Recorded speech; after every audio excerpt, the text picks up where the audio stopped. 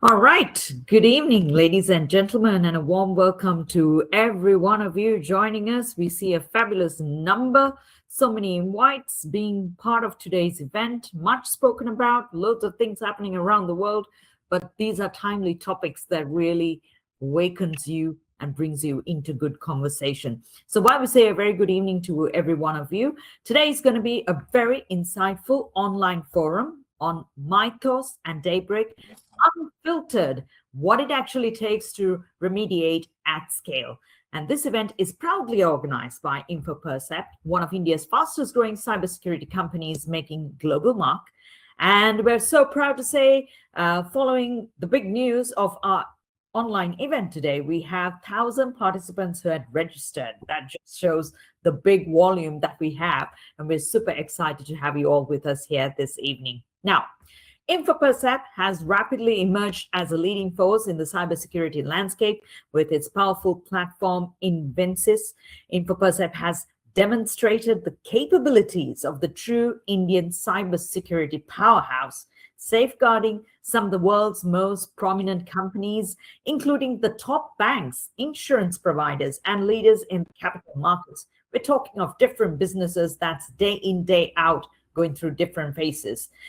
The Invensys platform uniquely integrates offensive, defensive, and compliance strategies backed by a passionate team of cybersecurity professionals. And Infopercept is a shining example of the Make in India for the World vision in action. So, following that, number of requests, number of adaptations, a number of questions and challenges rises is where Mythos and Daybreak, the topic of Unfiltered, what it actually takes to remediate at scale comes along. And this is because for the last few months, the cybersecurity industry has been captivated by AI-powered offensive models such as Mythos, Daybreak, and the broader rise of autonomous cyber capabilities. But while much of the conversation focuses on how quickly AI can discover vulnerabilities, far less attention is given to the harder challenge, how organizations can actually remediate exposures at scale. And in today's session, we'll move beyond the hype and explore what it truly takes to defend in an era of AI offense, where success is no longer defined by finding vulnerabilities, but by continuously prioritizing and reducing the risk across enterprise. So joining us today is three phenomenal panelists. We're thrilled to have them whenever we have an event with us as well. Joining us, as we like to introduce our first panelist, is the former Chief Information Security Officer for NPCI and the former Deputy Chief Technology Officer of SBI and the former Senior Leader for Infosys, Mr. Antony Prakash. Good evening, sir. Good to have you with us. Good evening. Good evening. Yes. And joining us next is Mr. Ravindra, the Security Architect at Amazon Web Services. Good evening to you as well. Good evening, everyone. And then we have the CEO, our main host for organizing today's event, Mr. Jaydeep Ruparelia. Good evening. Good evening, Sharon, and warm welcome to everybody who has joined this webinar. Great stuff. We don't want to waste too much of time. So introducing myself, I'm Sharon. I'm originally from Sri Lanka, but I've been working with Infosys for a very long time since COVID. So thank you to Jaydeep and the team for continuously working. Currently, I'm in Melbourne and happy to be a part of such a tremendous topic. All right, let's move on to our panel discussion and our first question to Mr. Antony Prakash. But before I introduce or let him speak with a question, ladies and gentlemen, he covers more than 30 years of experience in information security and IT, and he brings invaluable knowledge and strategic depth to this discussion.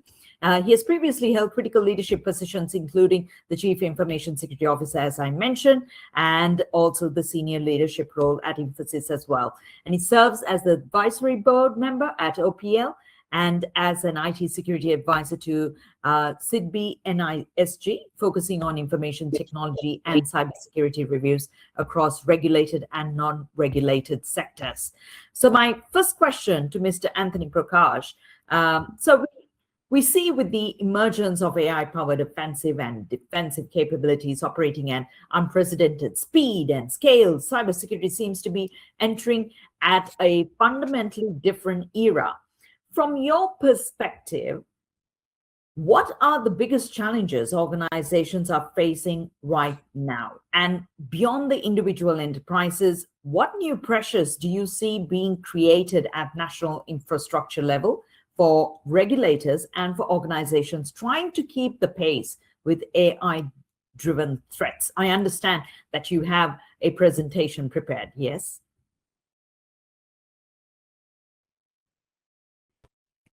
Can we? Okay, good evening once again, everyone. We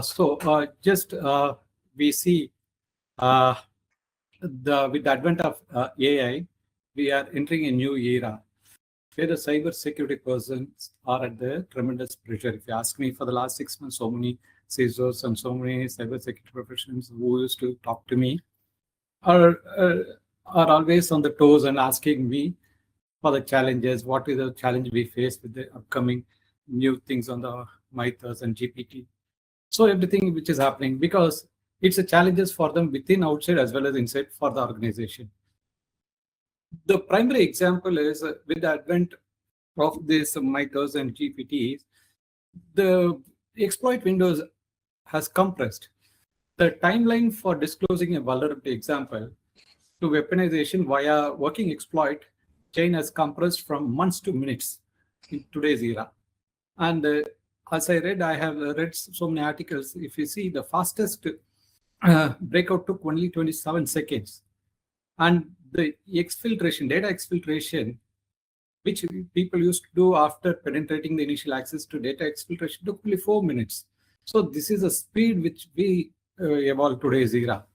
And one more example I will tell you. Previously, when there is a high severity bug in a hardened software, it took several human days to exploit this. And meanwhile, the defender had a time for reaction window as well between a disclosure and exploitation. And today, the dependency is no more. The vulnerability and the remediation is a matter of hours. So while the AI is working on this of a speed which nobody has ever thought about it. If you ask me about a year back as well, so it can be as a weapon if you don't patch it on time. So if you see the slides, you see AI will compress 30 years of things. The reason is because initially, when about 3 decades back and all, we used to work, there are a lot of the important fact, past reality is there, hidden for decades. The legacy system, we don't patch it or we hide it, and the vulnerability will not be able to capture it. Sometimes, see, when I was in the IT domain also, rebooting a server or a Solaris machine itself, we will think twice. So that is the scale we used to be afraid, really, than patch softwares. And later, after a couple of decades, came the APIs. So the weak authentication is there in the system, and it is because it is because the humans could not search for at a scale of a machine. Today it is not there. So we can capture everything in a matter of seconds. Similarly, if you see, and some of the things which were not disclosed for years. Example, I read one thing called Open BSD TCP flaw, which was not discovered for 27 years by any tool. Now it has been coming through this Cloud 4.7. That is how they were able to find out. That is a level of penetration today we have. So these kind of things is going to happen. Similarly, the exploitation window also. Example, the new reality, I will tell you, AI changes everything. If we need to adapt it. Okay, if you're not going to adapt it, it will be a real problem. Example, today we have a lot of massive code base which the AI can read automatically and discover the flaws as well as the path of the attack as well. Considering and these things, it can identify the weakness. Exfiltration will happen. You tell if you have a microsegmentation, it can prove you whether you have a real microsegmentation or not. So many things. And even the vulnerability which you have not patched, this can be also a weapon. So this is how it has happened. So example, when we used to define a policy before and all, we used to have the 3 months for the patching cycle, and the critical we used to do in 15 days to 30 days. These are all some of the basic things we used to set, but that is not the reality as well. And one more example I can give you is when the Mythos 4.6 was tested in the Firefox web browser, it showed 2 exploitables in 4.6. Whether in the 4.7 it was able to exploit to 181. So that is a scale it is evolving. So this is going to be continuous, and there is no human interference. There is no fatigue. There is no skill shortage will occur because of this. So there is no geographical limitation is what is the new reality. The scale of problem is, see, from a organization point of view or security point of view, today we operate at millions of lines of code, thousands of APIs are there, hundreds of interconnected systems we use to work. So these are some of the things which is really there, and the challenges is there, and the vulnerabilities also exist is what the point. And moreover, if you see this new version, which was released 4.7 initially was to a few organizations, about to only US. Now it has been given to some 20 organizations, I believe, about 2 to 3 days before I saw an article. So in India also, we have few organizations like 13 and some other, I don't want to mention few organizations, but they are also being given this thing to test it out. So the randoms of patching and the random speed in which it is evolving is humongous. This is what I will tell you. And the compression and the exploit window has literally collapsed to this stage. Coming to the next slide. Can you go? The pressure on the nations is like, see, first we'll take in the BFI sector, banking and financial sector, UPI ecosystem is there, payment rails is there. I'll touch on the banking system. We will always, if you go to any bank will, the core banking will be on a legacy. And we need to check how this those system which was developed about a couple of decades are able to, whether they're able to withstand this penetration, the exploit is available or not is also to be done. Though UPI came in the last decade, though it might have the strong security aspect, the ecosystem also has to be delivered in for this. Okay, that is also to be checked. Similarly, I will tell you the telecom sector and any public services is really a concern. There is nothing called isolated incident or isolated hackers. There is a pressure continuously for the nation. Similarly, how the pressure can be executed is whenever when the advisory is given, you see the lot of vulnerabilities, or when AI advisory is meaning, you at once you see a lot of vulnerabilities which was not captured by the earlier tool. You will have multi-thousand vulnerabilities or multi-hundred, whatever it is. We will have some vulnerabilities more than that, is what I'm telling. And the speed of the machine, because it goes at the speed of a machine exploit, and eventually we are not experienced to that. So it will lead into pressure on national infrastructure and something which will be not patched on time. That leads to escalation. So what is the need? The need is to be a continuous security expectation will be set. The benchmark example we have set as 99%, will go to 99.5, 99.8. That is how. And the remediation race will begin. Previously, we used to have a remediation example. Consider you have 15 days for a critical, and this thing will be to number of days or hours. That is how it will go. Similarly, the pressure on the regulators will also increase, because as the timeline shrinks, the faster remediation is required, and the continuous visibility of exposure, and how the organization is resilient for this, and how our preparedness in the real time in case of attack, what is how the reporting mechanism, how faster is this. Today, if you ask me for Indian point of view, from a regulator point of view, RBI, the reporting time is 4 hours. Now that will be squeezed. The way we are running is like that, and the world is evolving like continuously. What policy we defined about 6 months or 9 months before is not valid. That is how the regulators will also see, and the periodic compliance to continuous resiliency and validation is required. Similarly, the pressure on enterprises is also, they also are not left off. They also have the constant exposure, discovery, continuous attack attempts will be there, shrinking patching timelines, and persistent exploitation and the pressure. And they also report to the board, and the board will also question them. So the net, what we used to patch earlier, which used to happen once in a quarter. Before, if you ask me about 10 years back and all, the patching cycle was between 6 months to 1 year. Now it moved to quarter. Now quarter to the month, and now months to hours or the minutes is how it will be driven. So we are in that era, and this is right now the pressure, and the pressure is there to withstand, but we have to beat around the bush to get that award. So this is a short gist of what is happening in today's world, and I have given some examples. I can give more examples also if required. Okay, but the reality is there, but there are solutions. Okay.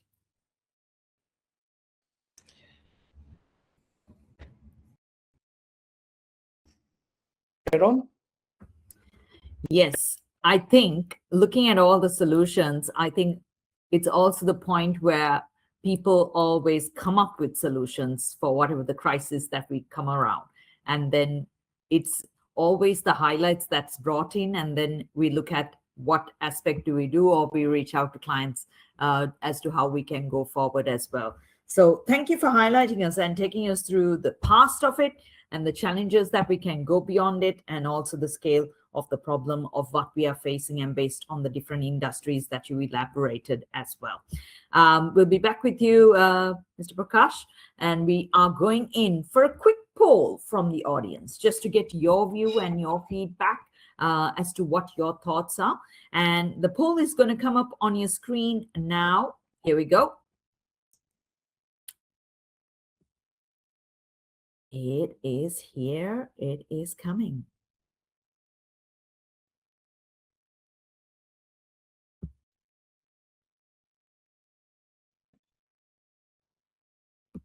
All right.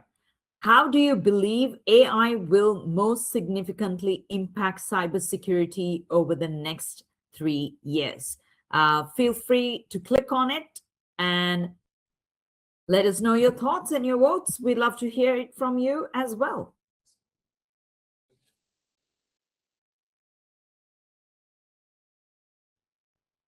I see a quick advantage of going up and down in the votings. Interesting.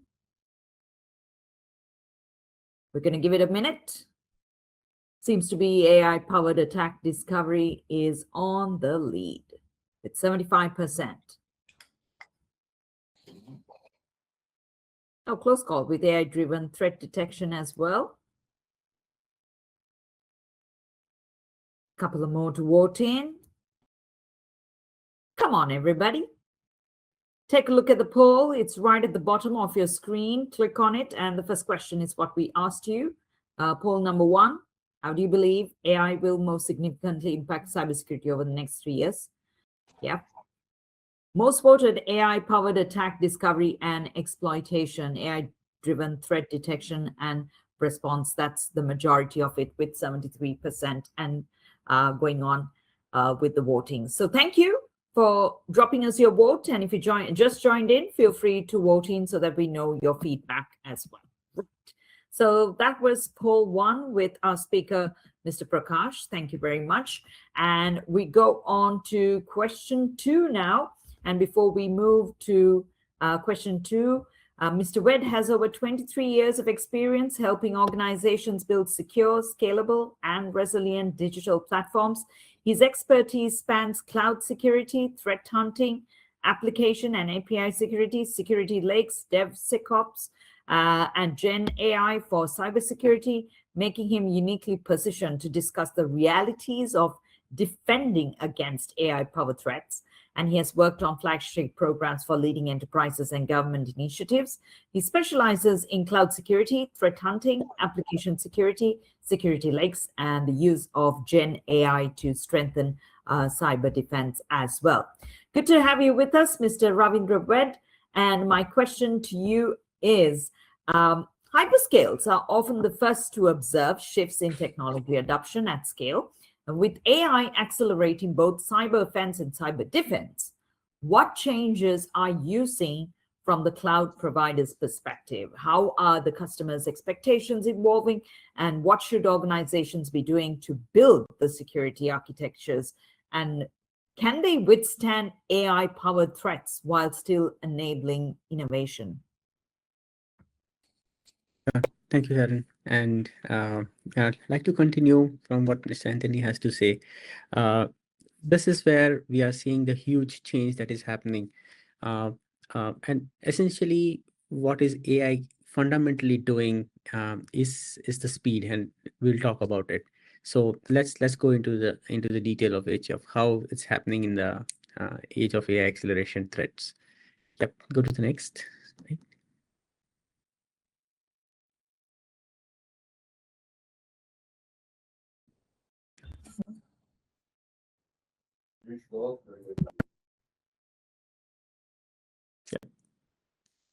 Can we move to the next slide? Yeah, thank you.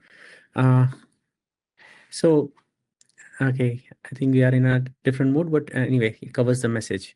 How did it all start? It started with, the preview launch of Mythos, for which AWS was a part of the project Glasswing, right?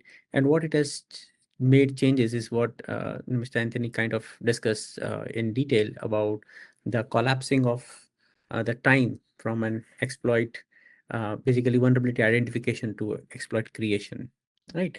So initially this project Glasswing was part of a more of a gated for around 40 critical infrastructure organizations, including AWS.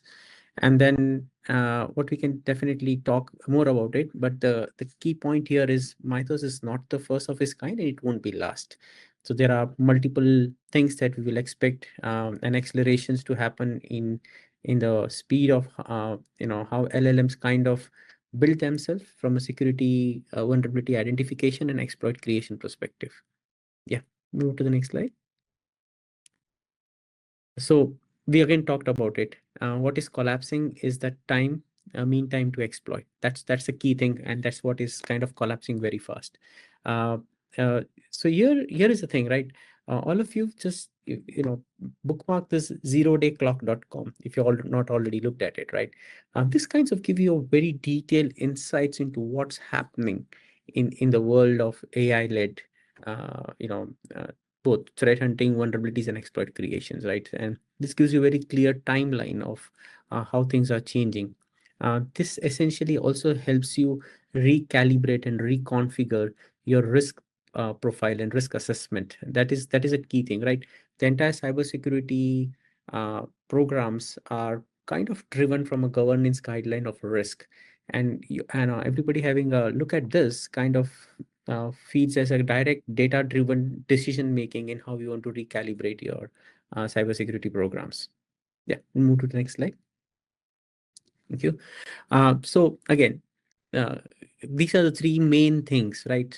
The scale, the speed, and accessibility. We talked about the speed, right? How fast speed is changing, right?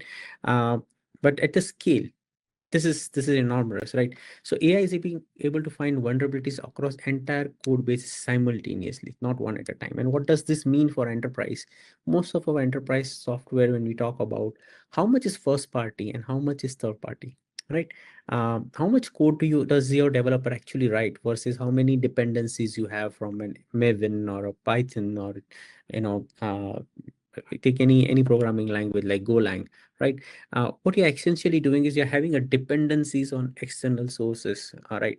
And then the entire supply chain thing risk that is coming in. the tools are actually finding vulnerabilities across all these dependencies, which are kind of flowing into your critical applications and critical business processes applications that are handling it, right? Now, any vulnerabilities there has a clear downstream impact on your applications. And we have seen that with Log4j and others, right? So that's a huge scale at which the AI is able to find vulnerabilities, speed we talked about. And next is a critical one is accessibility, right? You don't have to be a really sophisticated attacker to understand how to create an exploit, right?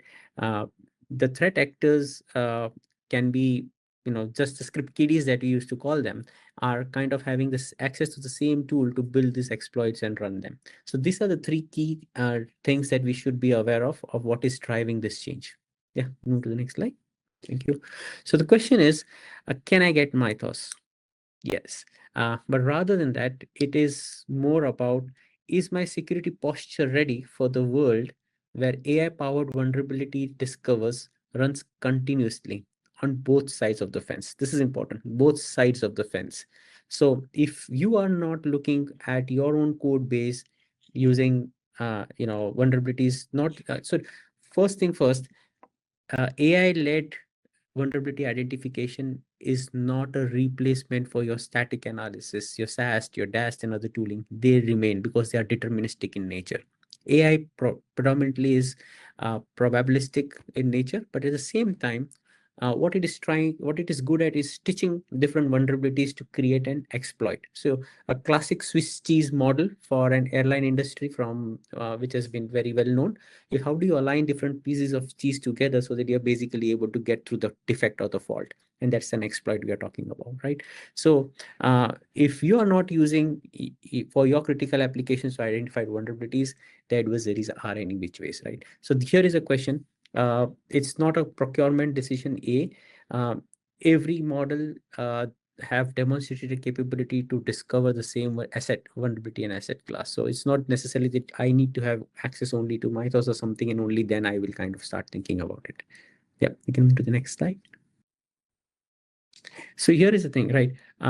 The moat of all this, what we are trying to do of security, cyber security, is the system that we want to build, the automations and the shift left system that we want to build, right? So the vulnerabilities that we talked about, that Mythos is identified in Firefox and in the known operating system. If you look at the report, right, the same vulnerabilities are also been identified by GPT-OSS 20B, right, which is 3.6 billion active parameters and approximately at 0.11 cents per million tokens, right? That's what it cost. So the cost is not a factor. It's an open weight, open source model.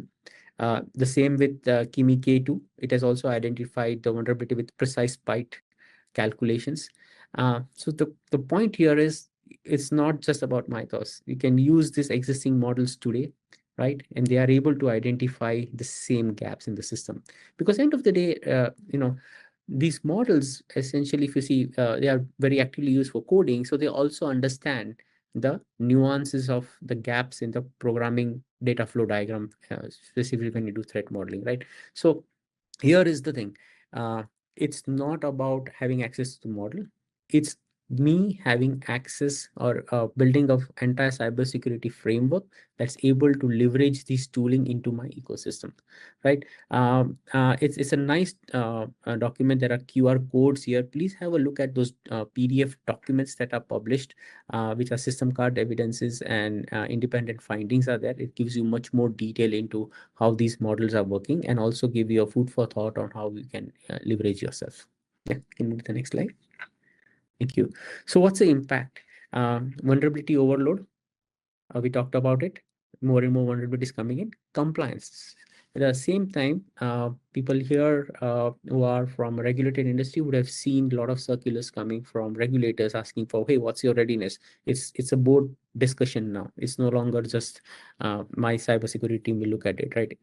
Because the compliances are changing. Antony sir kind of mentioned that your reporting timelines are also going to squeeze down. From RBI had like, 2-digit to single digit to now it's going to go from hours to maybe minutes. We don't know, right? So that's the changes coming in the compliances also.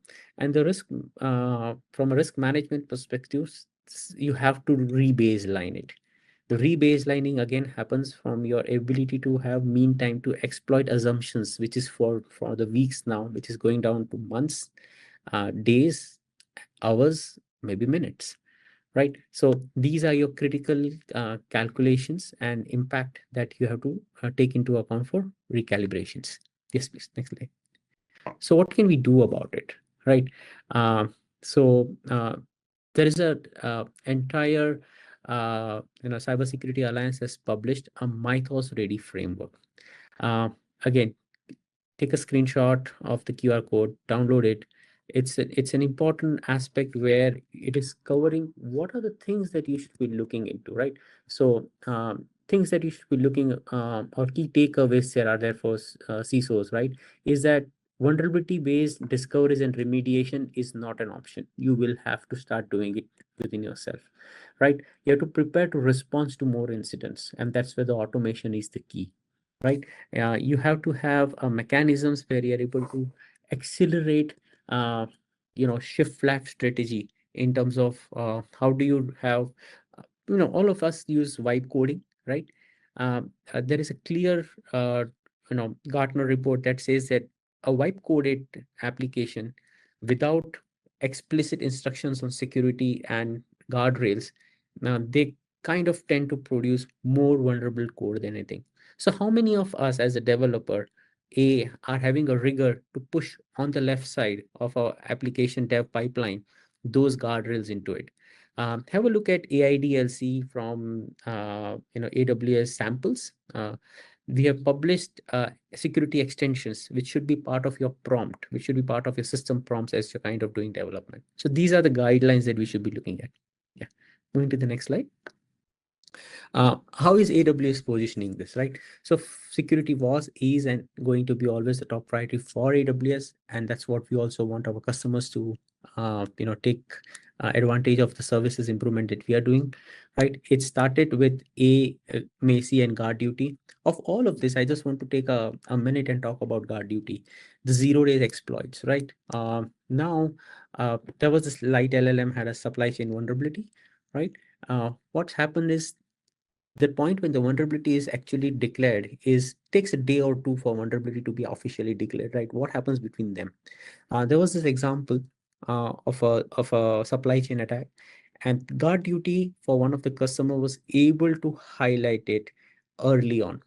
It says there is an anomaly in the system, right? Because it was making a CNC activity, it could see data exfiltration, and it flagged it. Now, the customer was able to make a an remediation immediately and kind of block that access. After 2 days, they realized what was the root cause of it. It was a supply chain attack from an open source library, right? So your machine learning based or guard duty equivalent or guard duty service is what you need to think about, where you are kind of looking at what your baseline is, because there might be always a delta between an exploit happening versus formal vulnerability being declared. So those days are already here. It's not in future. So you need that mechanism to identify. Then, of course, there are a set of services, and I will kind of scroll all the way to the right, which is AWS Security Agent. That's what you want to do. You want to make sure that you're doing a proactive scan of your critical applications, public-facing applications, using Amazon Security Agent, right? It kinds of helps you in 3 areas. Helps you do a static threat modeling of your applications. You can look at your code base and identify what are the exploit paths available and give your recommendation. And third, actually does a penetration testing. How many time do you do penetration testing of your application for your critical applications? Typically, it used to be years. It went down to few months, but it's still not happening on every month or fortnightly or daily basis. But look at the velocity at which you are releasing new code. And more importantly, the velocity of code release is increasing because more and more you are having agent-driven, vibe-driven, spec-driven development, and it's not developers who are writing the code. That's a big shift happening. You could rely on developers' experience. You could have the guardrails of developer.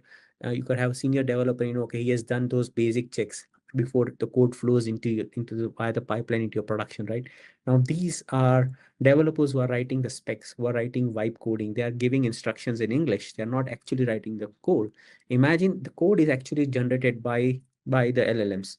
These codes, without necessary guardrails. to the LLMs. That's one thing. Second, the speed at which the code generates. How many of us are even able to even assimilate what code has been generated? Of course, we can't read line by line, but assimilation is very important in terms of what does my class model look like? What does my sequence diagram look like? And so on and so forth, right? That's why threat modeling becomes equally important. That's what the security agent does for you. And finally, do a penetration testing of the applications which is going in. So this is an acceleration which is required on both the sides of the fence. Yeah, we can go to the next slide. So what should I do today before I hand it over to Jaydeep? What should I do today? First thing, code scanning. Use existing AI to scan your code. The security agent is the answer over here, right? Continuous patching. You have to have fix critical vulnerabilities that are there in your public facing applications and even for your critical applications going faster. Double down on your fundamentals of baseline security, hardening your systems, guardrails, protections, right? Review your current risk models, primary driver and mean time to exploit, right? Automated detection and response. This is where the entire remediations is most important. We have been using so-called a dashboard tourism, right? Or we had so many dashboard. What is my vulnerability posture? What is my exposure? Hey, what does my patching posture looks like? What is a posture of and if you go to a SOC team, right? You've got literally like a knock or a SOC team. You've got these huge dashboards, right? But remember, now this is AI-led systems or attacks that are coming. You need an AI-based response also. You need an automation. So we matured from a manual response to a script-based response to a robotic process automation-based response, and now we are talking about AI agentic responses. That's an evolution that we also have to do, and defenders have to move up the ladder to protect this system. And this only happens when you have the right culture of security. It starts from having the right security extension in the developer ID when he's vibe coding, all the way up to your automation in terms of your agents doing security response. And this is again doesn't leave any gap for us to not drop on the security hygienes and basics which are part of the system that we've been designing. Yep, I think this all wanted to have, and I hand it over to Jaydeep for more insights into how Infopercept has built things around this. Thank you. Thank you, Mr. Veda, for taking us through the presentation and for elaborating on the important areas, especially highlighting the scale, the speed, the accessibility, and also looking at how ready are we in terms of security and how do we prepare ourselves and why Mythos and how it can support as well. I know everyone's excited to hear as to what Mr. Jaydeep has to say, but we have a poll. And if you don't mind, would you please click into the poll area and answer question number 2. Which of the following is your organization's biggest cybersecurity challenge today? And let's see what everyone's response or reply is. We'll give it a minute or two, or in seconds. Oh, that was fast.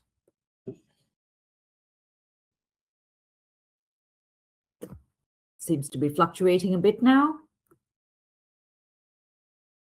Interesting. Most voted, lack of visibility across. Okay, it keeps changing. Too many vulnerabilities to prioritize. 50-50 right now. Lack of visibility across exposures. Let's see what majority confirms with.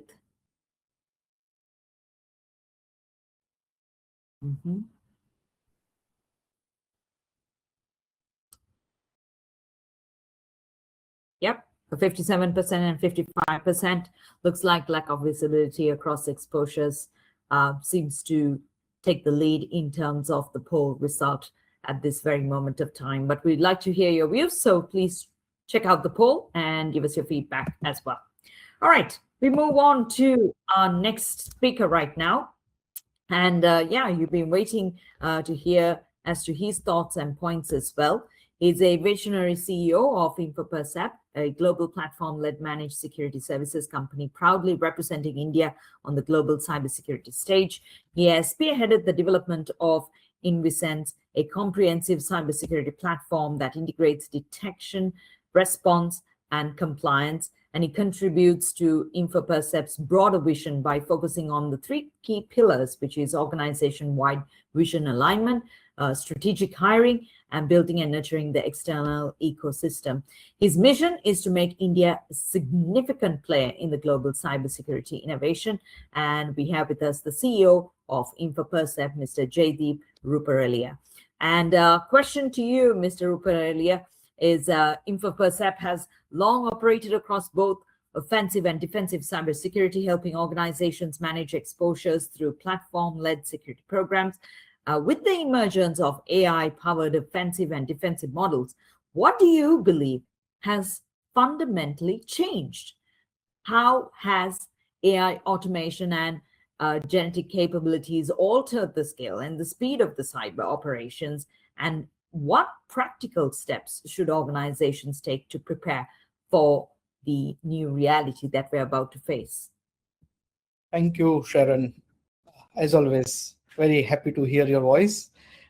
Thanks, Antony sir, for sharing the overall insight of the way nations will be struggling, the regulators are struggling, and the organizations.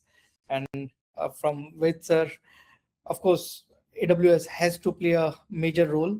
And as you rightly said, among few of the organizations who got the access and who is actually trying to fix the major challenge. So, of course, the way it was very well covered, it is going to impact heavily. And the challenges, the speed, the scale. So both is going to create a major challenge for the organization. And it's more about like the way people are talking, mythos.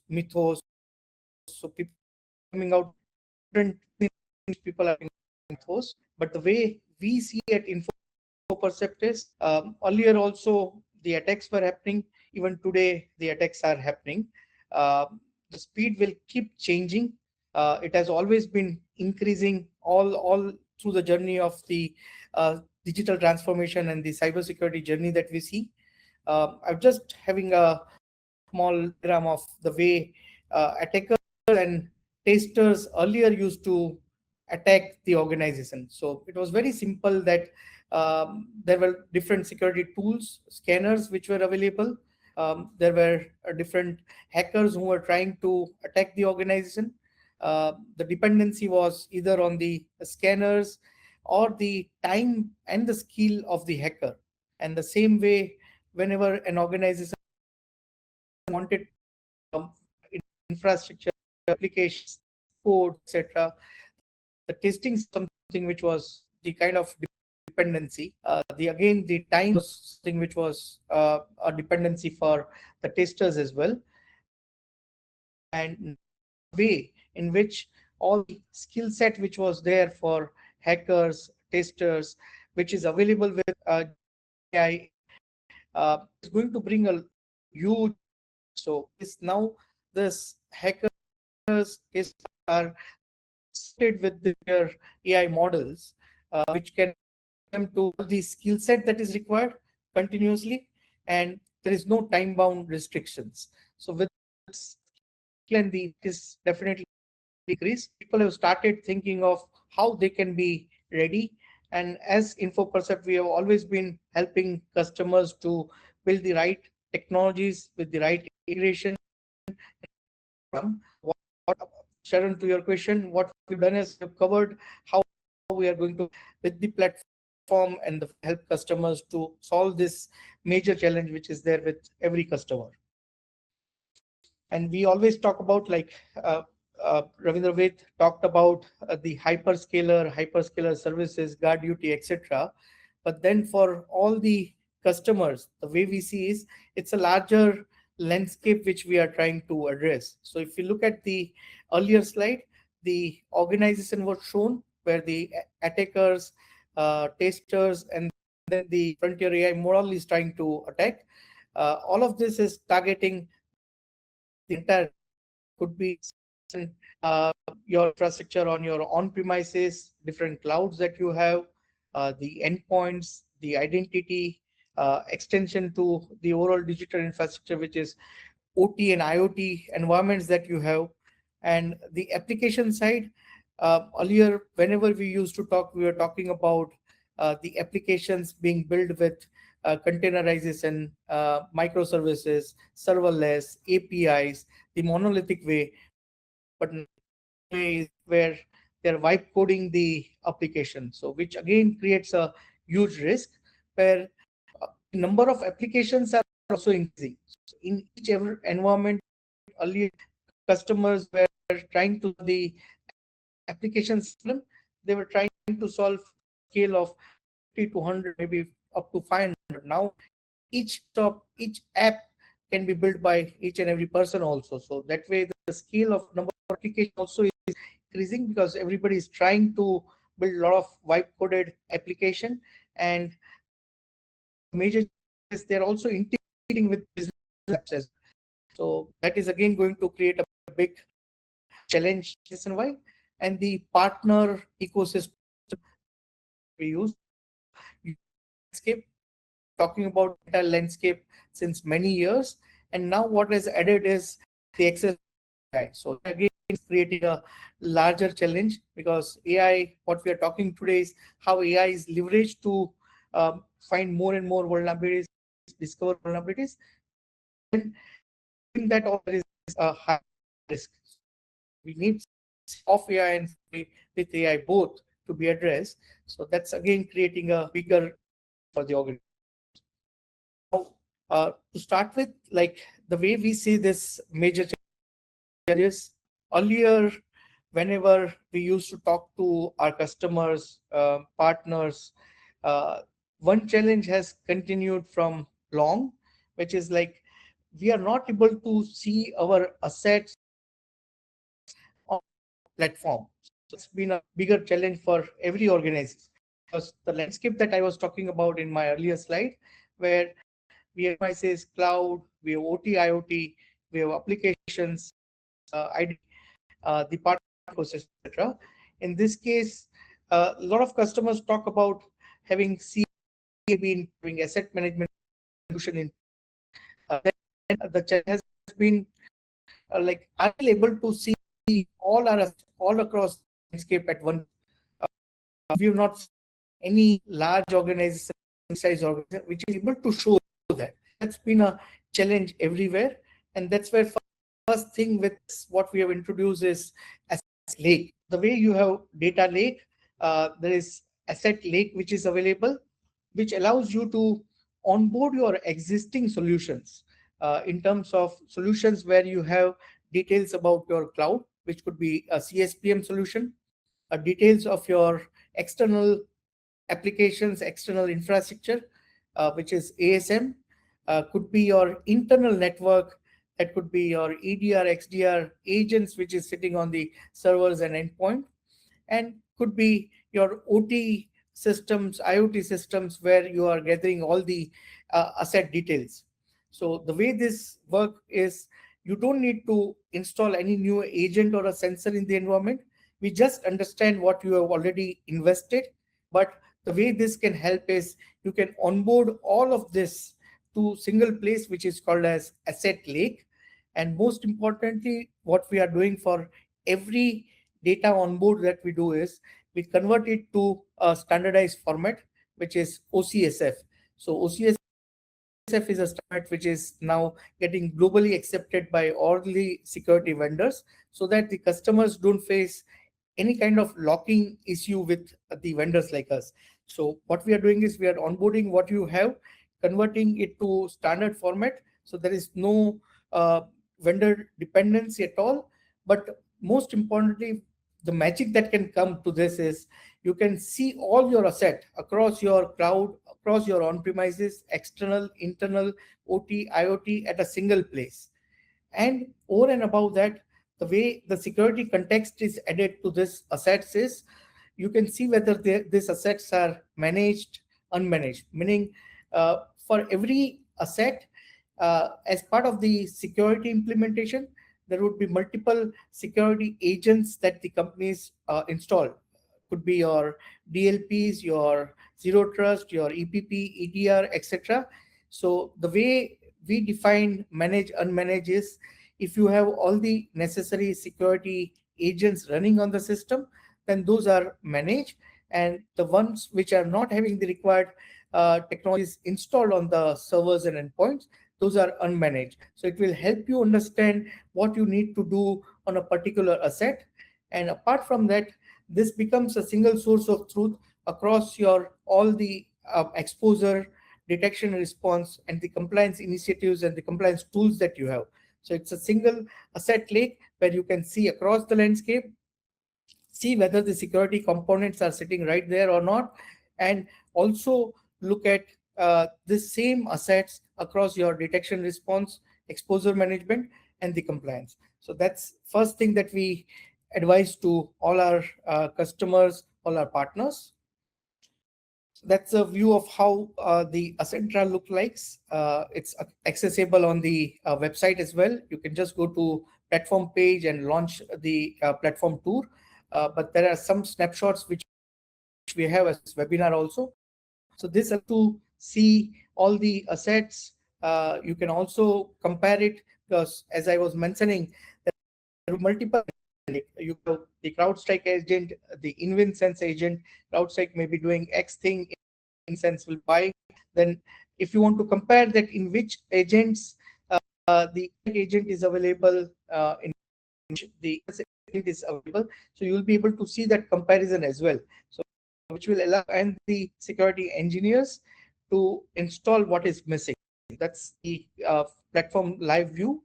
And one thing which learned over so many years of solving this cybersecurity problem and building this platform since almost 7 years now, this kill chain remains the same. So cyber kill chain has never changed. So all the tactics that are used by the attackers, from looking at the assets, looking at the vulnerabilities possible, creating a weapon, exploiting it, have foothold, real movement, and achieving certain objectives.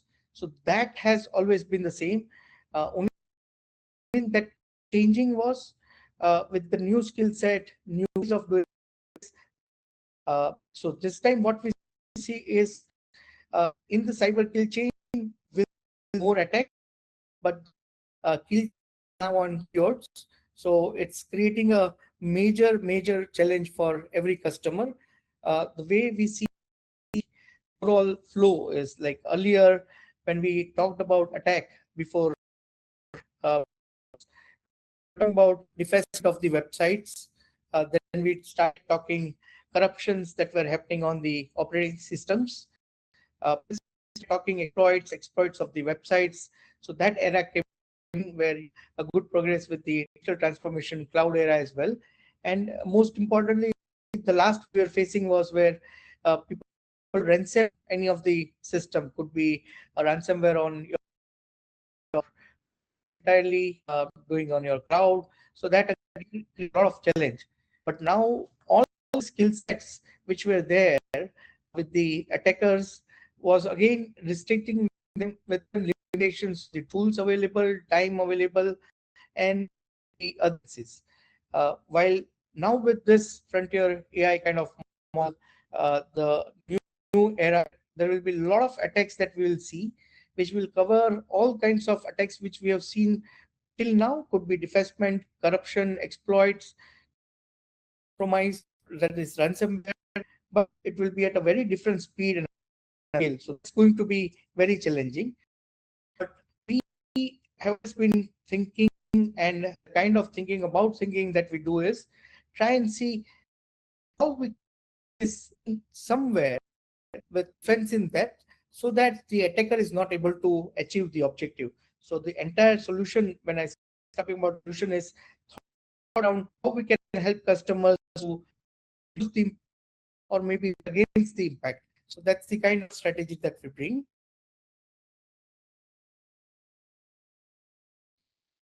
One page share with everybody across, be it a study pro, the customer is real, has it already arrived?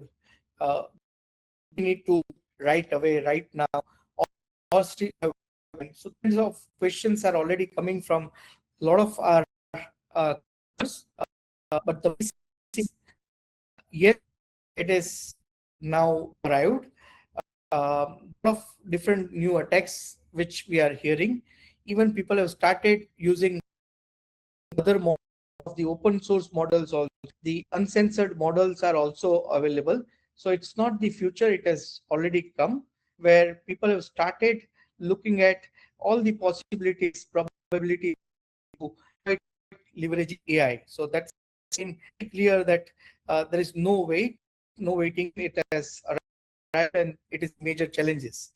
Now, on the future, the way we say is our models already available, more open source models also available, and the one which Ravi sir was talking about, accessibility.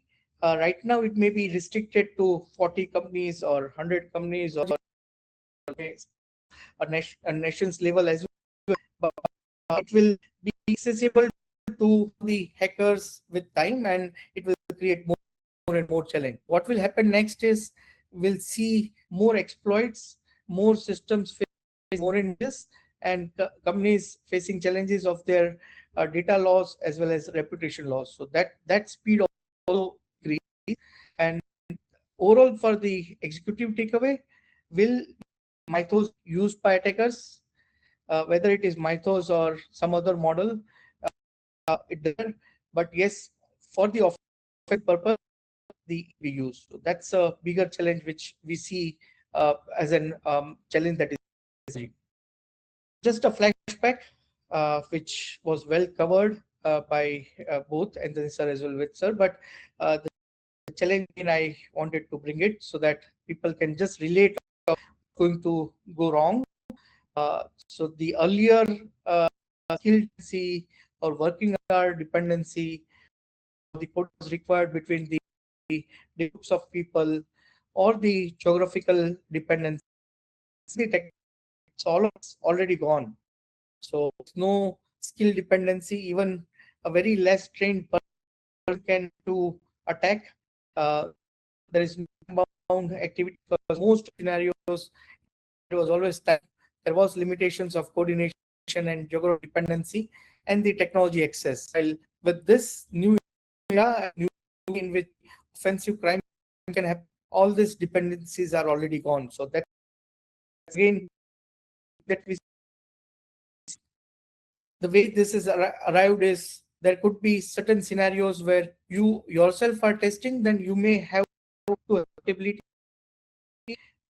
money just to certain or place, but then when the attacking there goes and there is no, they may be just trying your infrastructure or your applications wherever they have the access to code, the access to the price, go full-fledged and start targeting the organizations. So that's again a major challenge that we see with the new attack.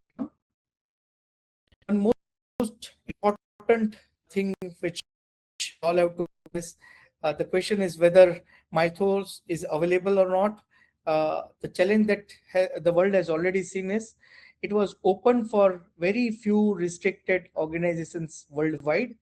And then with the insider threat, with the supply chain, it was already leaked. And the leak was also not very technical.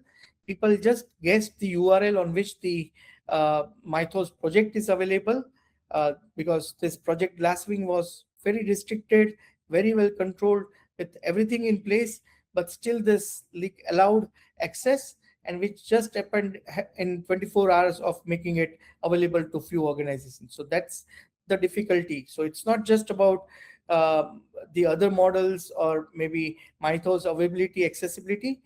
Anything can happen anytime due to any kind of supply chain or any kind of attacks, and which can give access to the adversary. So that's bigger challenge that the world is facing now. So as I mentioned, like they're making it completely uncensored. The millions of adversaries together can start targeting the organization and with no control. So that's again a bigger challenge that we see. And all these years, we have all been talking vulnerability management, where finding was more important. The CISO organization used to find vulnerabilities and report it back to the CTO, CIO, CDO organizations to remediate in terms of infrastructure, application, and the innovations that they are doing. But now with this kind of speed, scale, and the skill that would be required, like very limited skills, you can find more and more. The problem will not be just finding the vulnerabilities, but see whether these are exploitable. Then work on how do we remediate, which Anthony sir was also highlighting. Remediation again becomes very core of the overall program. And apart from that, we have a large attack surface, as you saw in the landscape slide. But what you really need to do is how we can reduce this blast radius. Meaning, like, if the attacker has been successful in exploiting any of the vulnerabilities and is trying to move faster and deeper, then how we can restrict his overall access within the systems so that it is not creating a larger impact. So that's again containing the blast radius, and then ensuring that at some point we are able to break the objective of the attacker so that the business continues. So that's where the organization will have to focus instead of just reporting certain vulnerabilities. And again, AI defense paradox is also creating a lot of challenges, because discovering is one part, and the complexity that the AI will bring in terms of, if we as an organization want to test the entire landscape, all our applications, then what is the cost that will be required for us to do the testing of the overall environment? The operational collapse, because when you don't have much control on it, then how are we going to protect against the AI attacks which we ourselves are trying to attack and check? So again, that becomes a larger challenge. And the context that is required for the organization to know, like in terms of the AI to know the business processes, and basis that we do the criticality, do the business hour planning and all, is also going to be a little challenging stuff. So AI will help us discover more, but then when we use for ourselves to discover before the attacker, there's a lot of things that we need to work upon in terms of the cost, operational collapse, and the context that needs to be fit on a continuous basis to make it a success story. So again, coming back, the digital chaos is not going to be easy from the entire landscape, and it's going to cover all different functions, which is not just the CISO, but now the DPOs, the CROs, the CDOs, CIOs, CTOs, all of them have to come together to think of how we can do a security transformation across the landscape. So what we have done to cover up the Mythos and how we can help customers to have the right framework in place so that we can have the right readiness for the Mythos and the more such models coming forward. So these are 9 steps as part of the framework, where we have first step as to reduce the attack surface, which I'll show you with one example also. But there are multiple solutions which we have to help you reduce your attack surface from your external to your internal systems to your cloud systems. Second is, you will have a lot of vulnerabilities coming to you, but what you really would need is the validation of these vulnerabilities so that we can see whether these vulnerabilities are exploitable in your environment or not. The third is how we can use AI to do the analysis ourselves, because again, for us as an organization, when we are trying to create a program against Mythos, which is a machine-led AI, we need to have the same thing done on the defensive side as well, or use this to do offensive on our environment, and then have a complete view of the overall exposure that is available across the landscape, across the organization, and how this engine CITEM as an engine can help you have the right structure in place so that you can continuously validate and remediate the vulnerabilities. Then again, talking about the remediation at scale, you're finding more and more at scale, then you need remediation also at scale.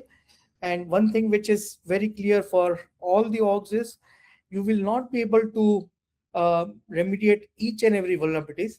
So you need to have certain mechanisms where you can lure the attackers also. So how you can create this deception layer to help you lure the attacker when there is a higher scale of attack that is happening on your organization.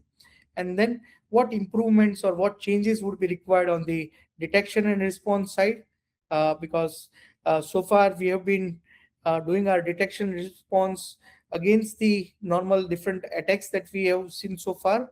But now with this new AI-led attacks, there has to be certain changes, certain thought process change. It's well required to do the detection response. And finally, why compliance and compliance engineering? Because now you'll see a lot of regulators asking you all the controls that you should implement. So this will be extremely important, where you have all your different compliances in place and you are testing against all the controls that are recommended by the regulators. So that's how this 9 steps is what we have designed to help customers. First is to reduce your attack surface. It has to be across from your operating systems to your development packages that you are using, to the Kubernetes hardening that would be required, the containers that you use for the modern apps. How do we minimize the footprint of the containers? So that's few examples of how we need to reduce, whether you are using the Java or the Python. All the dependency also requires the governance, and you need to have the right controls on that. And most importantly, SBOM, I'm sure everybody would be hearing in your own organizations, where you have a lot of different systems, but you don't know all the different bill of material on these systems, be it your application to the overall infrastructure. So now for any action to be taken for us to reduce the attack surface, SBOM again becomes very, very critical, so that you can see all the applications that are running, and basis that you can see what is not required can be reduced. So reducing attack surface is the first thing and most important thing after having your assets in place. So the way the platform can help is, just as an example, there are many other areas in which we can help, but the area is like on the endpoint side, where you have so many softwares that are running on your endpoints. And the challenge that we see is, in most endpoint, there would be bunch of applications which are not used for the organization purpose. So as an organization, there would be a policy that these are the only policies that are allowed. But when we look or when we audit an endpoint or a server, then you'll have more applications which are running. So with this, the way this help is, you can reduce the attack surface by disabling all the unwanted applications. So this can allow you to have a single view to see all the applications that are running on each and every server and endpoint. And from a central console, you will be able to restrict access to all the applications which are not required. So that's how different ways and in which the InvenSense can play a role. This is one way where on the endpoint side, we can reduce the attack surface by removing all the applications which are not required by the organization. So again, snapshots of the platform. Coming to the offensive validation and how we can do a targeted AI analysis and the exposure management. This is a subject which is one of the favorite subject at Infopercept, and globally also our team, our platform is getting more and more popular for the exposure management. So the way this entire exposure management as a platform is designed is, we are not solving a point solution problem, or we are not solving a problem for a particular part of a landscape. But what we have done is, we have thought of a unified exposure management as a platform which can help you get vulnerabilities across the landscape at one place. So these are the overall blocks of the overall platform, where we have different engines available, and at the core we have the unified exposure management as a platform. So what it does is, we can scan all the vulnerabilities externally, which is with our attack surface.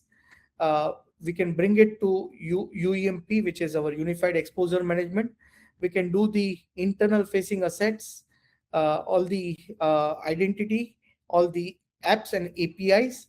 And most importantly, we don't need to replace the existing agents or existing sensors and scanners that you are using. It can coexist with any agent, sensor or scanner, and it can get all the exposure data from the existing scanners and bring it on the UEMP as a solution. Again, on the cloud side, if you have your existing CSPM, if not, we can bring in the CSPM as an engine, and we can help you bring the vulnerabilities on an exposure management. For all your application codes, wherever you have the developers working on it, you just need to plug in our engine, which we call it as black box, and it will allow you to do the SAST, SCA, SBOM, CBOM, secret scan. So all scans can happen, and it can come on a single platform, which is our UEMP.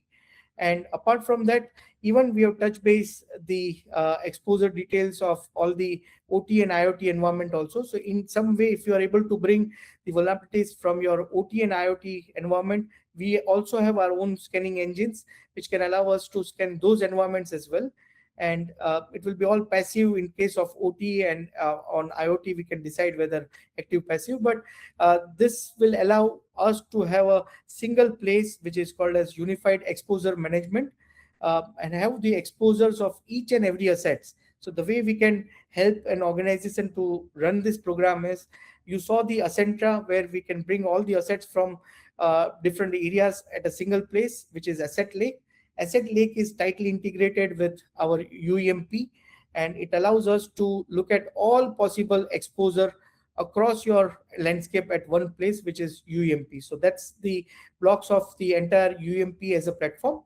But we have not stopped there, because the challenge that we will see with the Mythos kind of problem is, you'll have more and more vulnerabilities coming out. You'll have the speed of the exposures and the discoveries done. But what you really need is a right prioritization. So we are getting more and more popular because of our prioritization engine and the validation engine. Again, the validation engine is now built with the AI layer as well. Earlier, it was only the attack simulation which was helping us to validate. But now we are not just validating with the attack simulation, but also leveraging AI to check whether this particular exposure, which is reported on my X asset, is exploitable in my environment or not. So when the CISO is reporting those vulnerabilities to CIOs, CDOs, CTOs, and other CXOs, it's not just the finding and the recommendation or the prioritization, but the validation as a proof that this is something that is exploited in our environment, and for which we need to take an immediate action. So that's the advantage of the overall UEMP, where you can have all the assets and cover all your exposures at one place. And most importantly, on these subjects, we all know, and I'm not sure whether few of our Israeli friends have joined, but this was very popular for Israelis building these solutions, and some of the American organizations also. So far, it's by latest Gartner report, there are 29 companies across the globe which they reported are doing well in this particular subject of UEMP and the exposure management. But now India also has a company there, which is Infopercept, has already been listed in the list against all the Israeli and American technologies. And this is something which is very interesting for all of us to know, that now when we are talking about AI to be used for doing our pen testing, the challenge that we see is like whether we can just use AI directly to target our landscape or our application, or we need to plan it. So we have been constantly thinking. We started using it. We did some testing before almost 5 months, where we saw that there were results that we were able to see. But then the challenge is, if we use an API based access, and if we try to leverage the model to do the testing on our environment or on our own code, then we are already sharing our vulnerabilities to the model, which again will become a bigger challenge for organization. And then it could be a geopolitical situation as well, where if you use any model which is freely available and you are trying to target your own environment, all your exposures, all your vulnerabilities that you get from this particular model is again getting leaked to the model provider, or could be to the ecosystem also. So then with that also we see a large kind of leaks that will happen, and we'll see more attacks that will impact the organization.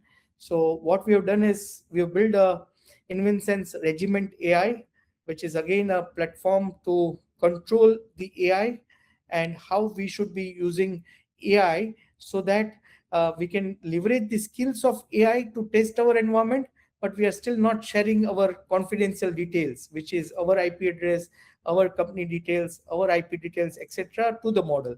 So what we have done is, as you can see this architecture, you will have a person who is testing it. Regiment AI is a platform which allows us to have the offensive agents.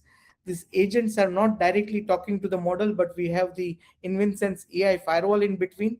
So it doesn't allow, or maybe we will have all the keywords listed, and we will not allow those keywords to be passed to the model. So it will restrict all the confidential details. And in case if we still need any inference, then we encrypt and send data to the model. And most important, working very closely with AWS, we are not directly leveraging any models with API, but what we have done is we are using the AWS Bedrock service, which gives a guarantee that this data that, or the data that we give it to the Bedrock service, nothing gets leaked or nothing is passed to the model provider, and the guarantee, legal guarantee, that even AWS will not have the access to the data that is going to Bedrock. So that's very, very critical for any organization who intends to build a program where you want to use AI to do the offensive security testing for you. So AI powered pen testing requires a good planning, because it's easy to set up, but then it can create more complexity and more vulnerabilities to you.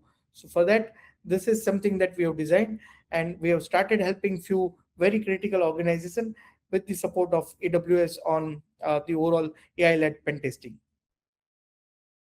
So again, snapshots of the exposure management, and as I said, it's available live on our website.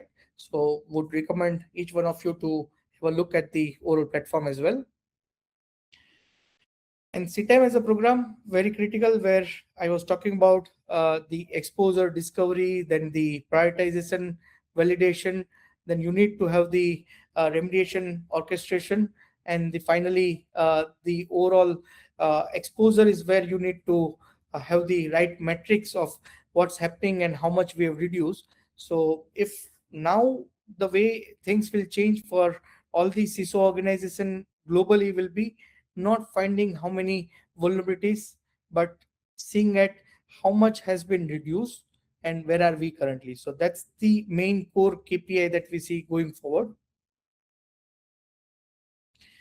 And remediation again is a key strength, where a lot of organization helps you find more, but then nobody gets into remediating those vulnerabilities. While remediation itself across the landscape is a very complex task, because you'll have more vulnerabilities across different areas. Could be the misconfigurations on the cloud, misconfigurations on your application servers, the code-led challenges, could be your infrastructure gaps, and all of this requires tooling plus the human who have the expertise to remediate. So we have been helping a lot of organizations to reduce their vulnerabilities.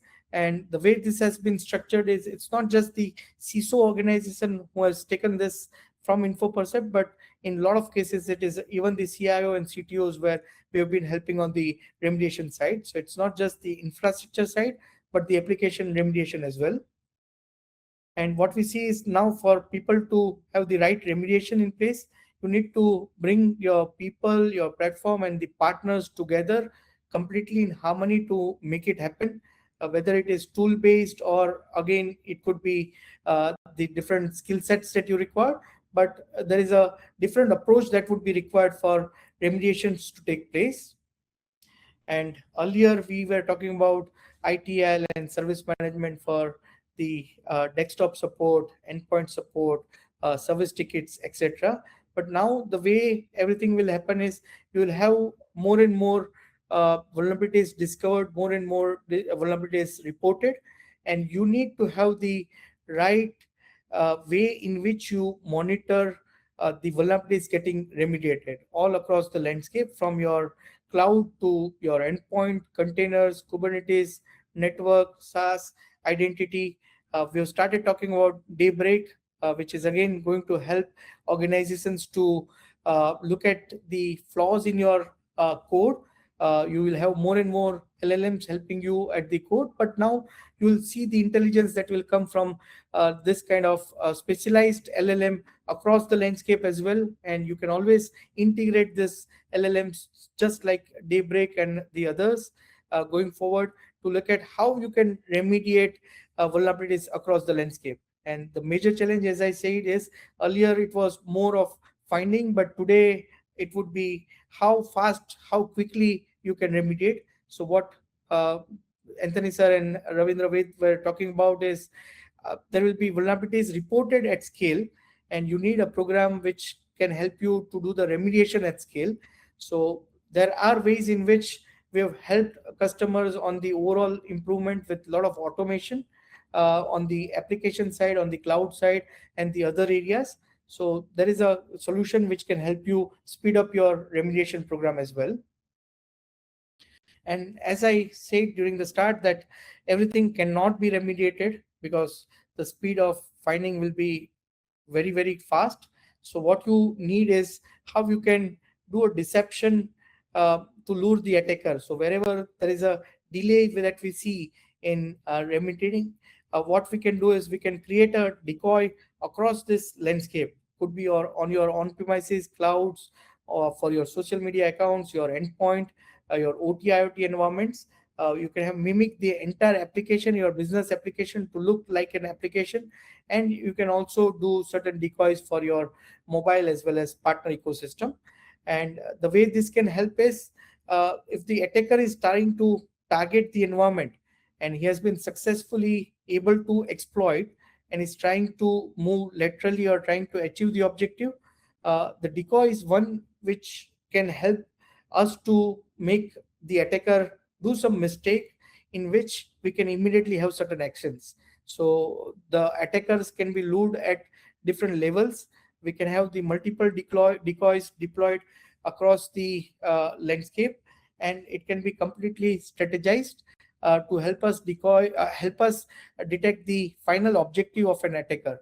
So now we'll see more and more usage of this decoy across. People will create decoy farms, external facing as well as internal facing, not just to lure the attacker, but also to find more and more personalized threat intelligence as well. So that's how the overall the deception farm can help us create the impact on the overall attack that can happen from an attacker's perspective. And most importantly, attackers are always going to be smart, and they will have ways to find whether these are real systems or decoy systems. So that's where what you will again need is you'll have to make this very dynamic rather than static in nature. So the Gartner calls it as automated moving target defense, which is like you can create decoys which are dynamic in nature and which are continuously moving. So even if the attacker knows that there is application on so and so IP address and is trying to attack, and then when it is already knowing that on this particular system there is a decoy and not a real asset, but if you are able to dynamically change it, then again the chances of attacker making a mistake goes very high. So we'll have to have the right dynamic decoys, moving target defense placed in the environment, whether it is on endpoint servers or the cloud assets, so that we can again lure the attackers. And as I already mentioned, we need to have the deception farms created for a customer specific environment, because now you cannot just rely on the external threat intelligence, because your threat intelligence will play a major role going forward. So you need to have the decoys, public facing as well as internal decoys, and collect the IOCs that are very specific to your environment. We call it as personalized threat intelligence. So this is something which is going to be very critical for all the organization, and we have been doing this since quite a long. And with this Mythos and the new models, this will play again a very critical role. As I mentioned, detection response also requires a new thought process, where Gartner already started talking about integrated security operations, where you need to have a multi-layer defense on your endpoint, multi-layer defense on your network, on your cloud, where you have a single agent which does your EPP, EDR, AMTD, software whitelisting. We have network detection response, network deception, as I already showcased, and we also now have a AI firewall. So any traffic that is going from AI agents to access the model, also we have the AI firewall available. All of this is tightly integrated as an integrated security operations solution, and all solutions where we are collecting any data from the customer's environment, we are converting all the data to one format, which is standardized OCSF. So OCSF is again what we have used to convert all the data across this sensors, agents, and bringing it on a single lake, which we call it as security data lake. So again, on the customer's environment, at one port, you have a network detection response, you have network deception in place, and for all the AI traffic that is going out, you have AI firewall in place. So it's a complete architecture that is available for us to secure at different levels, and it's a multi-layer defense that we have. So again, on the AI firewall, which is again becoming very critical, we saw one use case of how this was used while doing the security testing of the customer's environment, where we are not sending the customer confidential data to the LLM model. So same way, any customers who have built their own AI agents or in the process of building their AI agents, AI workflows, chatbots, they can just place this as a gateway like other firewalls, and all the traffic that is going to the LLM models will be first scanned by the AI firewall in terms of the security policies, the guardrails. It will also do the contextual detection. So all of this done from the AI firewall. And in case if you still want an inference and want to have the LLM being used, and there is some data that you want to send it to the models for getting the inference, then there is also an on-the-fly encryption available. So you can encrypt certain data, get the inference from the LLM provider, decrypt it, and give it back to the agent. So this is a complete solution which is again available, again, Make in India as well. And the way the entire security data lake works is you will ingest data from your existing data sources, from our agents, our sensors. All of this is again coming to an ingestion layer where we are normalizing and standardizing to OCSF, and then it's a proper pipeline. So the earlier structure where you are ingesting more data, you would have seen the data getting lost also. While with this architecture, there will be no data loss.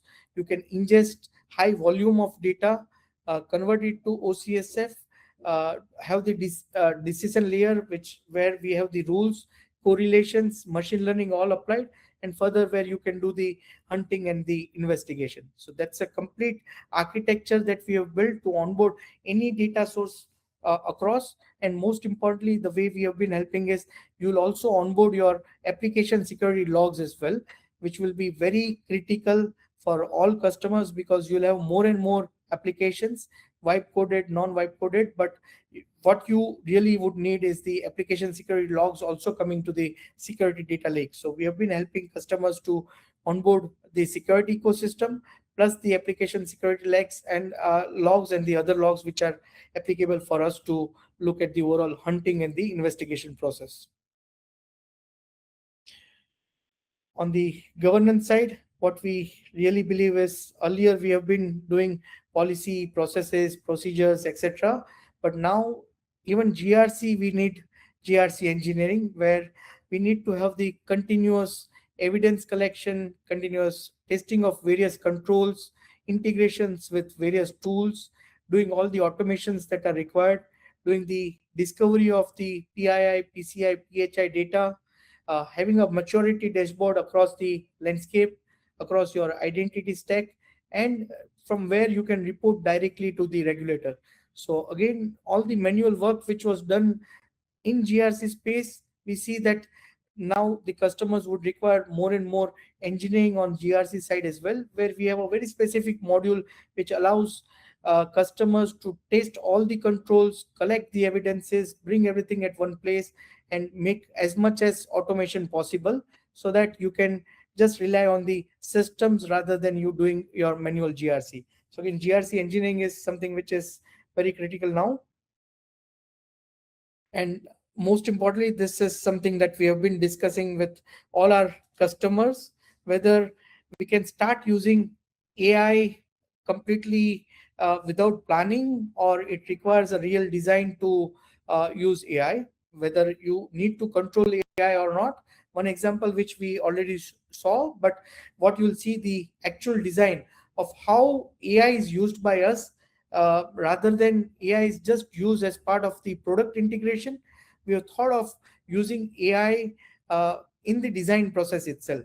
So the way Regiment AI, which is our module now, which is in the customers testing with few of our existing customers, and we will be soon announcing that the design is where you provide all your landscape details, all your security team details, security tool details, and you also provide the rules of engagement to AI, which is our Regiment AI. So phase one, where you provide all your details of your environment, your security team, your infrastructure details, your application details, your security details. And with this, Regiment AI will think of all the possible workflows that should be there in this environment.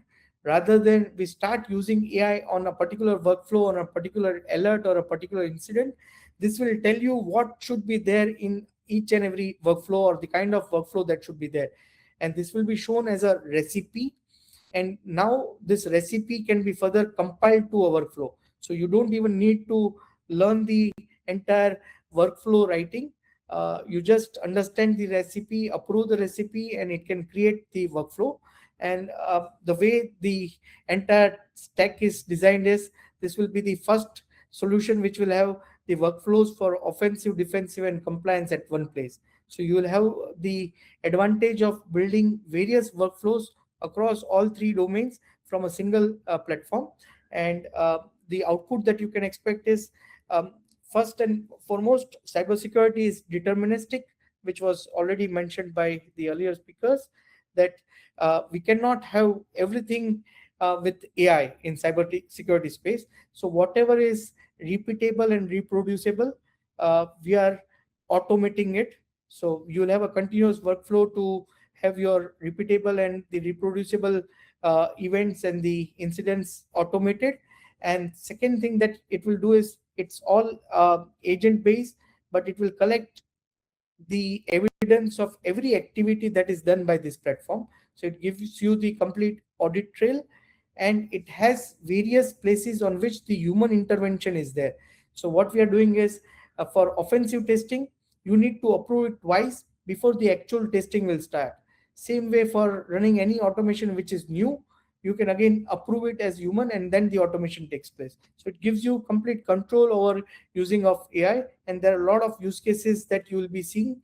And the way the different agents are built with this platform is, you have the defenders and hunters for the defensive stack, strikers and scanners for the offensive, and the compliant lexi for the overall compliance, and the legal aspect which is on the privacy side. So these are various agents that will be available, and customers and partners can build their own agents as well. Now with this speed, what we are bringing it for our customers is how we can help you have the speed of defense as well, where we have the complete platform. And the way we describe is, any hyperscaler, which is AWS, GCP, Azure, Oracle, etc. What they've done is they are a layer above the hardware, layer above hardware, to help customers do their digital transformation. And what we have done is we have built the entire InvenSense platform on the Kubernetes, and it's a single layer which sits on the any data center or any hyperscaler for customers to do their security transformation. So that's the entire platform that we bring, which has different layers from foundation layer to data layer, integration of various tools. Control plane is within the control of customers, our MSSP partners, and it helps you to address the sovereignty requirements worldwide. And then the applications, the different solutions that we have, and on top of it, the AI layer. So that's how we help customers to do the security transformation with the InvenSense as a platform. The entire platform has 25 security tools across offensive, defensive, compliance, and it has helped customers globally to improvise on the overall security posture, reducing the attack surface, doing a faster detection, helping on various incident response, and already covered by the Gartner in multiple reports. And also AWS has recognized us for various security side of credentials, and we are in a process of now first filing our 2 patents. One is for the OCSF conversion and the second on the PI detection. So that's how the entire Make in India platform is helped with built with 25 security tools and used by more than 60 enterprise customers as well. So the way we see this Mythos Unfiltered, or the challenges that will come from Mythos world or the new AI world, is you will have more and more models being used by the attackers, testers, by the other community or the nation state. But the way we can help organizations is have the InvenSense platform to do your security transformation, and we ourselves also will be using various models to help you have the right security in place. So with this, wanted to again hand it over back to you, Sharon, on the slides. Thank you, Jaydeep. That was a very detailed, very clear perspective of going through every aspect. Yeah. Jaydeep, all good? I think the audio is an issue. All right, we'll come back to you, but that's all right. So we've covered into the different areas or the key areas that was in discussion, mainly being security, but on every perspective of AI, how do we kind of face the future? We have a question to the audience with a poll, which we'd like to start. If AI could identify every exposed in your environment tomorrow, what would be your biggest concern? There we are. We can hear you now. Yeah. All right. Good to have you back, Jay. And here we go. Most of us working on finding the resources to. Okay, it keeps fluctuating. Thank you for your votes. Here we go. Keeps changing. Determining what to fix first. Finding the resources, coordinating across multiple areas as well. Here we go. A very slow vote at this point, but it's good to get your votes in, just to chip in. As Mr. Jaydeep took us through a very important area of different perspectives on the vulnerability of management, AI-led attacks, and the 5 compliance engineering from exposure discovering to reduce risk. So these are some of the areas that was in discussion. And here we go with the votes. It looks like determining what to fix first is what was given by the audience mainly. All right.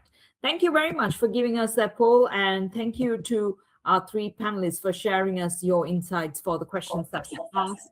And we have a bonus poll that's coming up shortly. So stay on. Until then, I'd like to ask around from the speakers your final thoughts on today's topic and what you have to say as a message to our audience. We'd like to start with Mr. Antony Prakash, please. Good evening once again. I think this is a positive spin on the cybersecurity world, if I take it. So the paradigm shift will happen, and it will happen not once, continuously. And the few steps to be considered from a CISO angle is to reduce the patch cycle management. Breach assessment has to be done continuously, not one-time exercise. Then detection and defender capability has to be super fast. These are the few steps to be considered and not to be worried about the changing environment. But when you have this process in place, we will have a good cybersecurity posture in any organization. Thank you. Thank you, Mr. Prakash, for sharing us your insights. And let's move on to Mr. Ravindra. Yeah, very nicely said. I think I'll do +1 to what Mr. Prakash has to say. And also, don't forget the shift left, the AIDLC part of it. I think if we can generate more secure code, that's still a better position. So we can also kind of do a shift left in terms of pipeline checks that we are anyway doing, but how we can have more automated pen testings with LLM, and then also on your developer environment, put the right guardrails. Thank you very much. And Mr. Jaydeep?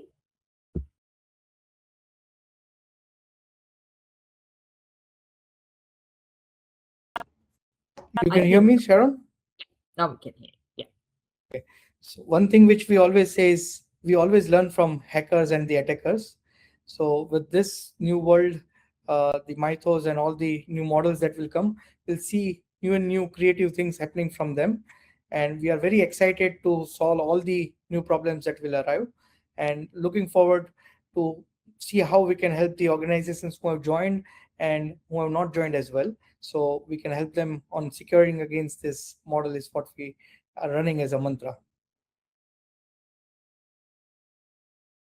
Thank you, Jaydeep. Thank you very much for sharing us that as well. We have a final poll, which we'd like to pull up now. We'd love to hear your thoughts on this one. Which statement best reflects your cybersecurity strategy for an AI era? We got about 5-6 answers which you can select on. We are improving detection and response is what majority is selecting at this moment. We are still evaluating the impact of AI. And yeah, waiting for everyone's reviews.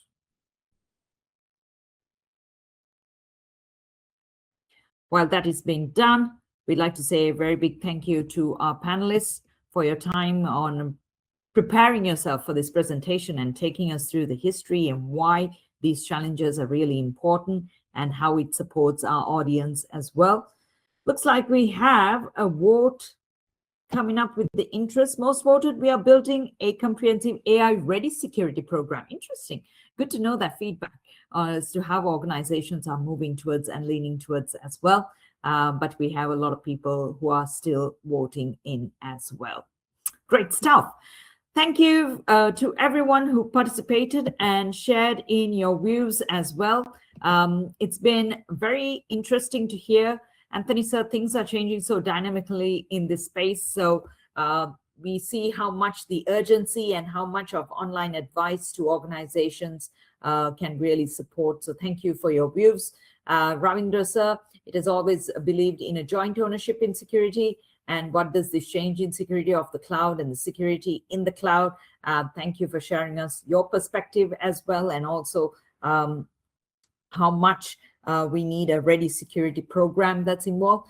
And Jaydeep, sir, you talked at length about the basics, the cybersecurity program and all, how Infopercept has ready-made offering or templates to organizations where they can come reach out to you, and how much of an approach can we support on tomorrow and be ready for Mythos and Daybreak like models as well.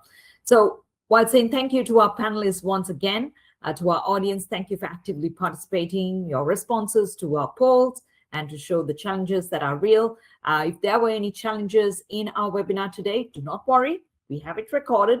We'll be happy to send a link to you, and we look forward in hearing your response or feedback about today's online event as well. This forum was not just about the gaps, it was about creating a shared vision. So on behalf of Infopercept, we hope today's session has inspired you with new ideas, fostered connections, and brought you new interesting conversations where you can be a part of Infopercept and get in touch with us so that we can support you as well. So until next time, stay secure, stay resilient, and thank you for joining us as well. Take care. Thank you. Thank you. Thank you, everyone.